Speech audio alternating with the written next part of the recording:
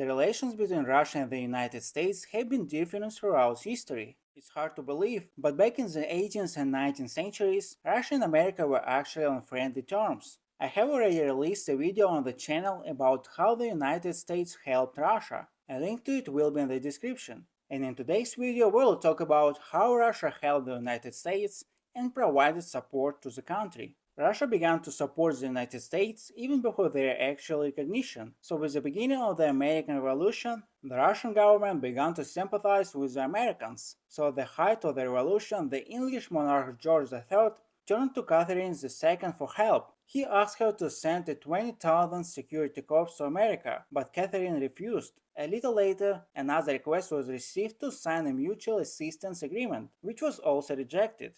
In 1780, Russia officially declared armed neutrality in general, which meant trading with all the belligerents. Thus, Russia did not actually support the British blockade of America, and later other European countries joined the armed neutrality. The rebels regarded the League of Armed Neutrality as an ally, since it was the countries that participated in it continued to trade with Americans. Thus, Russia, without actually intervening in the war, provided good support to the rebellious Americans. It's obvious that Russia was promoting its interests in this way, namely the weakening of Great Britain. The next important episode in American history was the Civil War, which began in 1861. And again, Russia began to support American government in this war. Interestingly, of the major countries, only Russia supported the official state government headed by Lincoln.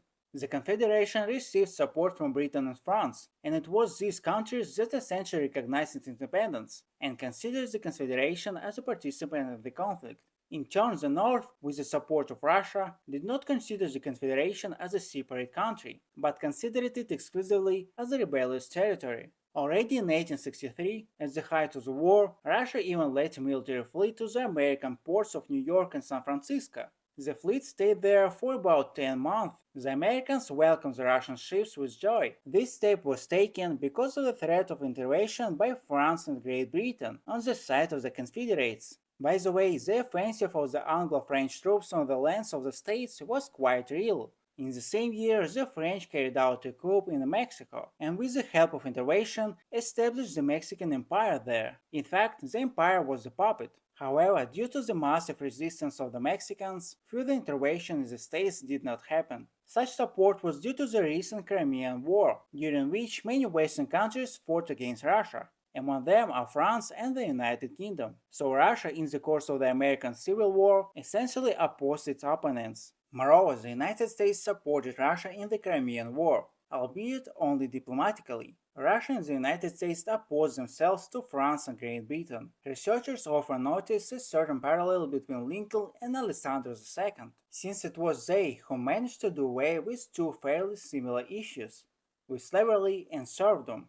The sale of Alaska, although originally it was done more in the interest of Russia than in the interest of the United States. Nevertheless, after a couple of decades after the sale, Alaska became quite an attractive territory due to the discovery of gold deposits there, and in the 20th century, with the growing demand for oil, it became one of the largest oil-producing regions in the world. The sale of Alaska took place in 1867. Due to the threat of invasion of British troops on the peninsula. As I have already said, Russia at that time was in difficult relations with Britain, and the Crimean War showed that Russia is unlikely to be able to defend some territories. Such a territory was Alaska, next to which the largest British colony was located. Alaska was sold for other reasons, but this topic is already worth a separate video.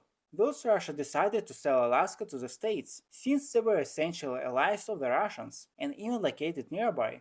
Interestingly, the States initially even resisted buying Alaska without seeing any prospects in it. And thanks for watching, don't forget to like and subscribe to the channel.